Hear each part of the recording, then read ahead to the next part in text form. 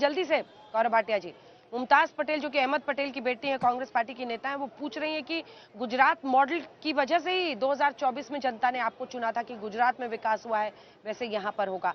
अब उस मॉडल की बात क्यों नहीं? कटेंगे बटेंगे तो कटेंगे क्यों?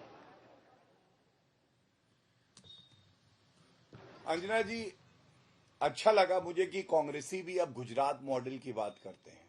हमने तो देश को गुजरात मॉडल दिया है, हमने तो मोदी मॉडल दिया है, हमने तो यूपी मॉडल दिया है, योगी मॉडल दिया है, असम मॉडल दिया है, हरियाणा में हैट्रिक करके हरियाणा मॉडल दिया है।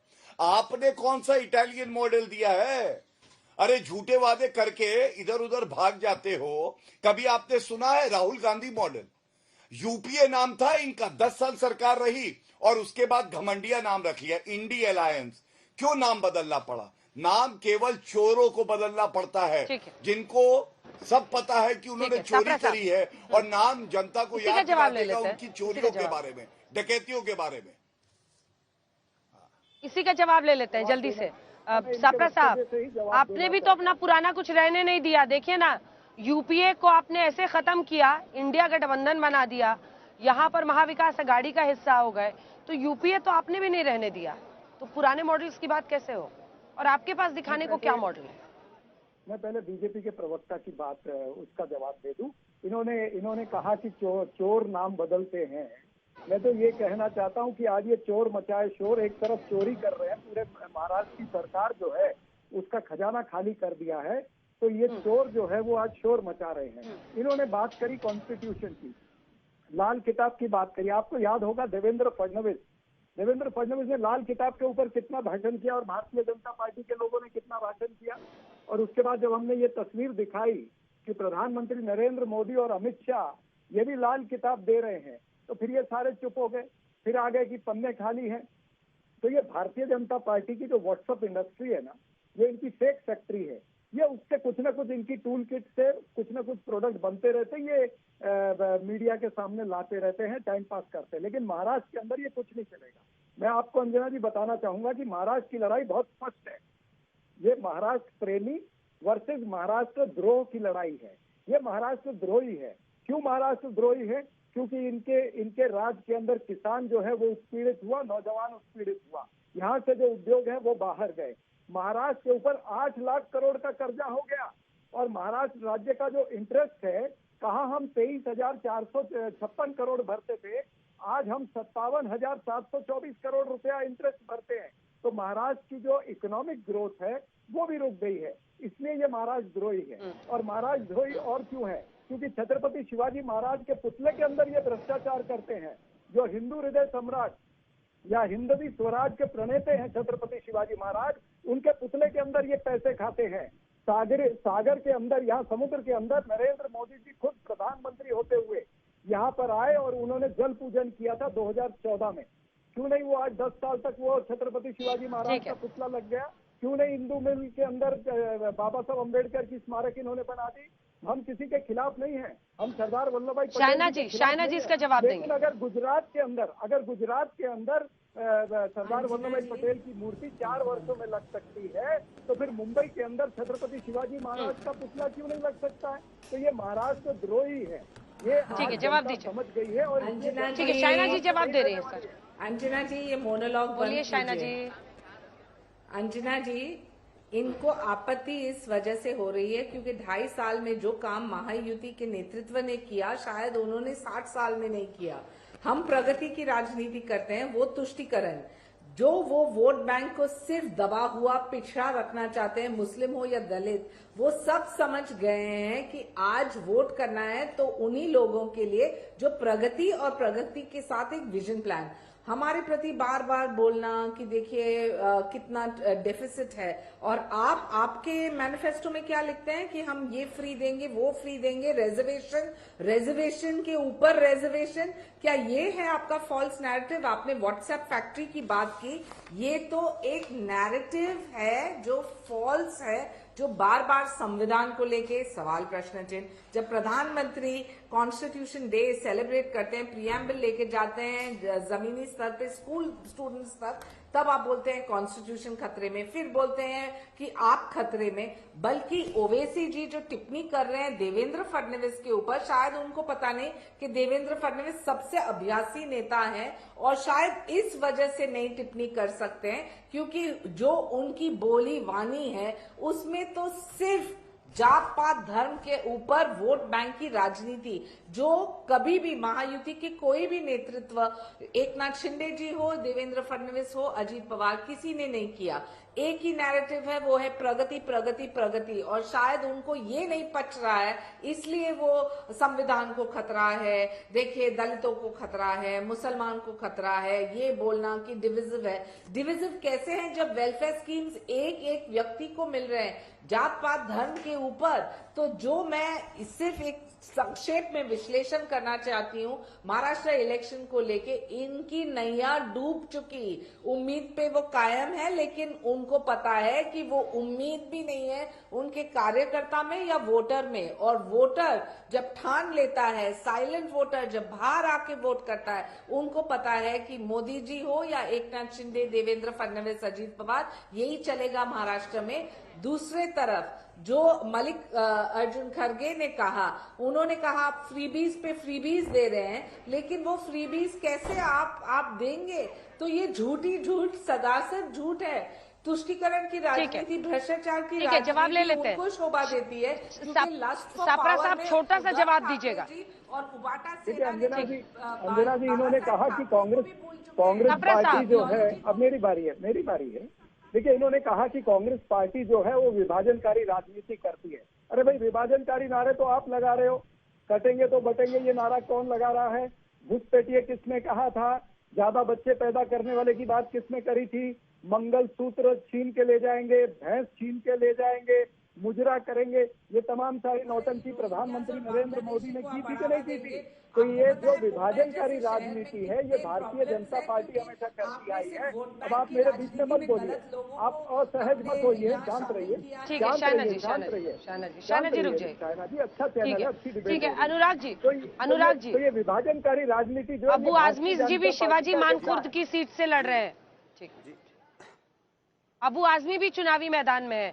मेरा आपसे प्रश्न ये है कि आप लोग मतलब अगर हम फ्रीबीज की बात करें, फ्रीबीज की भी चर्चा होनी चाहिए, क्योंकि एक ही नारे के इर्द गिर्द पूरा कितने घंटे रोज रोज बहस करेंगे।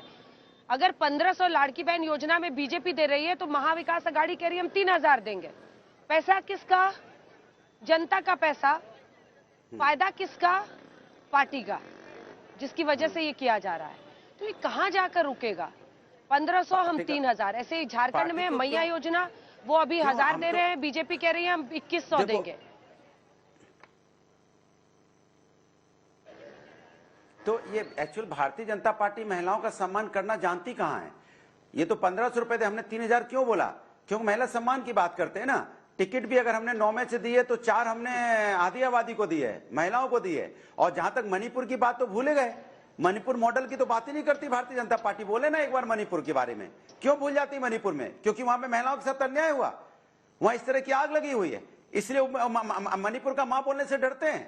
बोले ना एक बार कि मणिपुर के मॉडल पे चुनाव लड़ोगे क्या, या बुलडोजर के मॉडल पे चुनाव लड़ोगे, जो अभी माननीय सर्वोच्च न्यायालय ने बोला कि 25 लाख रुपए देना जिसका घर गिरा दिया है, या इनकाउंटर के मॉडल पे चुनाव लड़ोगे कि न्यायपालिका की कोई जरूरत नहीं, इनकाउंटर से न्याय दिया जाएगा? बताइए ना कौन सा मॉडल है आपका, यही तो जानना चाहते हैं। या खाद जो चोरी हो रही है, किसानों को खाद नहीं मिल रही, उस मॉडल पे चुनाव लड़ोगे? या यूपी पीसीएस के एग्जाम के लिए छात्रों को रोड पे आना पड़ रहा है, 15-15 हजार छात्र रोड पे हैं, क्या यूपी पीसीएस के एग्जाम 2 दिन में क्यों कराना चाहते हैं? 1 दिन में क्यों नहीं? क्यों 2-2 पेपर होंगे?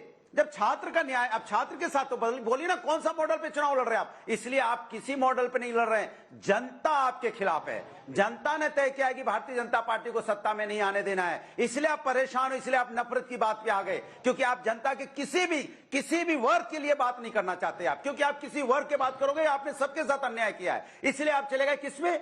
बटोगे कटो पे। लास्ट में आपको लगता है यही एक रास्ता है जिससे हम जनता के सामने अपनी फेस सेविंग कर सकते हैं, लेकिन कुछ नहीं होने वाला। जनता भी जान गई है कि भारतीय जनता पार्टी जनता के लिए नहीं है, सत्ता के पाने के लिए कुछ भी करने को तैयार होती है चुनाव के वक्त में। अच्छा भूल गए आप, बहुत गाली दिया करते थे। मैं तो पूछता हूं नवाब मलिक साहब को आप बता दीजिए, आपने झूठे आरोप में फंसाया था, आज बोल दीजिए। तब तो दाऊद के साथ आप बोलते थे कि नवाब मलिक का रिश्ता दाऊद के साथ है, दाऊद के साथ है, रोज जिंदाबाद जिंदाबाद करते थे। फिर उनको आज बताइए, आज नवाब मलिक इसके मतलब आप झूठ बोल रहे थे ना, आप बोलिए आप झूठ बोल रहे थे एक नेता की, इसके मतलब भारतीय जनता पार्टी झूठ बोलती है गौरव नेताओं जी, को फंसाने के लिए। एक तो नवाब मलिक पर जवाब, आवाज नीचे कीजिए, नवाब मलिक पर जवाब, और साथ ही दूसरा सवाल ये है कि अजित पवार तो बटेंगे तो कटेंगे पे भी आंखें तरेर रहे हैं अपने ही युति को।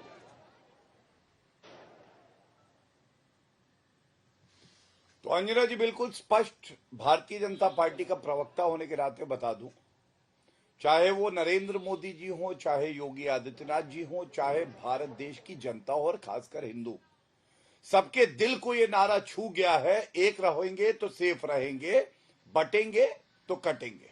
और ये हमारा स्पष्ट नारा है, स्पष्ट सोच है, जिसको बुरा लगे बुरा लगे, अच्छा लगे अच्छा लगे। नवाब मलिक हमने बिल्कुल स्पष्ट कर दिया है, और हमारी महायुति ने भी कहा था नवाब मलिक को टिकट नहीं मिलना चाहिए। अब हमने देखा किस तरह से वो चुनाव लड़ रहे हैं, अजीत पवार जी उनका समर्थन कर रहे हैं या उनके लिए कैंपेन कर रहे हैं, हम इससे सहमत नहीं हैं। और अगर किसी को भी लगता है कि ये जो हमने नारा दिया है, जो संदेश दिया है, एक रहोगे तो सेफ रहोगे, इससे वो सहमत नहीं है, तो ये उसकी सोच है। हमारी सोच जनता के दिलों में जा चुकी है और वो इसे अपना चुके हैं। अब मैं सपा की बात का एक उत्तर देना चाहता हूं। देखिए, टूटी साइकिल, पंचर टायर, ये भी एक मॉडल आता है, और जो सीट थी वो भी हट गई है, केवल वहां अब डंडा है। और जनता इन्हें ऐसा सबक सिखाने वाली है, वोट जिहाद बोलने के लिए। आजिम आजमी क्या कह रहे थे? अबू आजमी कह रहे थे, अखिलेश यादव बगल में खड़े हैं, कह रहे थे 2 सीटें हैं, 7 सीटें कर दो, मजा चखा देंगे। अरे किसको मजा चखा दोगे? हैं? हम हिंदुओं को मजा चखाओगे तुम? कोई माइका लाल नहीं है कि हिंदुओं को मजा चखा दे। हम सहिष्णु जरूर हैं, लेकिन किसी का गलत बर्ताव भी नहीं लेंगे, ये बात जान लो। और एक बात मैं और कहना चाहता हूं, देखिए अभी कांग्रेस के प्रवक्ता कह रहे थे चोर नाम बदल लेते हैं, तो वो मैं याद दिला दिया यूपीए वाला तो, लेकिन 2 नाम और मेरे मस्तिष्क में ऐसे आए जैसे तूफान आया हो। एक नाम था एंटोनियो माइनो का, एक था राहुल विंची का। ये भी नाम किसी ने बदले हैं, और आगे बोलने की जरूरत नहीं है क्यों बदले हैं। देखिए, नाम वो बदलता है जिसके पास स्थिरता नहीं होती है, जिसपे जनता का विश्वास नहीं होता है, वो नाम बदल बदल के बहरूपिया बन के आता है। किसानों की बात वो कर रहे थे, कर्नाटका में 1200 किसानों ने आत्महत्या करी, राहुल गांधी आज तक वहां गए नहीं हैं। कहिएगा बालक बुद्धि से हुआ है। और राजस्थान, ठीक है, राहुल जी के लिए भी अनुराग जी जवाब देना चाह रहे हैं, हाथ उठा रहे, दिखाइए मैनिफेस्टो देखिएगा। आपने कहा था कि हम कर्जा माफ करेंगे, किया नहीं, किसानों ने लात मार के आपकी। देखिए अंजना जी, भारतीय जनता पार्टी की विडंबना देखिए, इनकी तकलीफ देखिए। बीजेपी के खिलाफ बात हो रही है, जनता बीजेपी के खिलाफ है, ये जबरदस्ती हिंदू बन जाते हैं। अरे अपनी अब हिंदू तो पूरा हिंदुस्तान जो हिंदू है, आप कहां से बन गए भाई? बीजेपी मतलब हिंदू थोड़ी होता है। बीजेपी कोई हिंदू की ठेकेदार है क्या? अगर हिंदू की ठेकेदार है तो फिर जब हिंदुओं पे अन्याय होता है, जिस तरह का अन्याय हुआ, उनके बारे में तो नहीं बोले आप? 37 लोगों की 37 लोगों की जहरीली से मौत हुई थी बिहार में, तब क्यों नहीं बोले आप? क्यों चुप हो गए आप?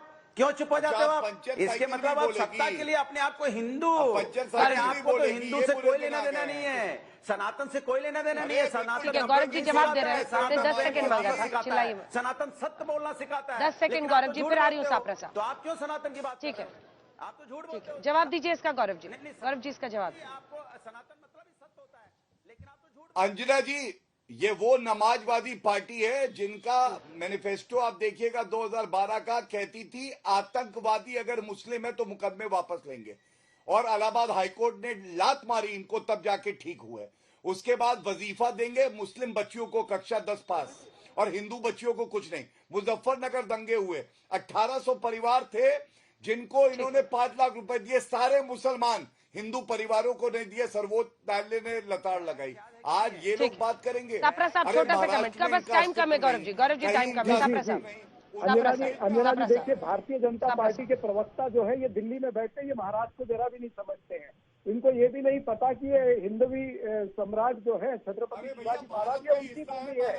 यहाँ पर छत्रपति शिवाजी महाराज के अनुयायी जो है वो इनके कटेंगे और बटेंगे के नारे पर नहीं चलेंगे, क्योंकि छत्रपति शिवाजी महाराज की जो सेना थी उसके अंदर 60,000 जोश में हम कई लोग इस नारे को उल्टा बोल देते हैं, कटेंगे तो बटेंगे नहीं, बटेंगे तो कटेंगे का नारा है। ठीक है, शायना जी 2 लाइन, शायना जी 2 लाइन, ऑडियो नीचे कीजिए, शायना जी सिर्फ 2 लाइन। ऑडियो नीचे कीजिए अरे सर, टाइप।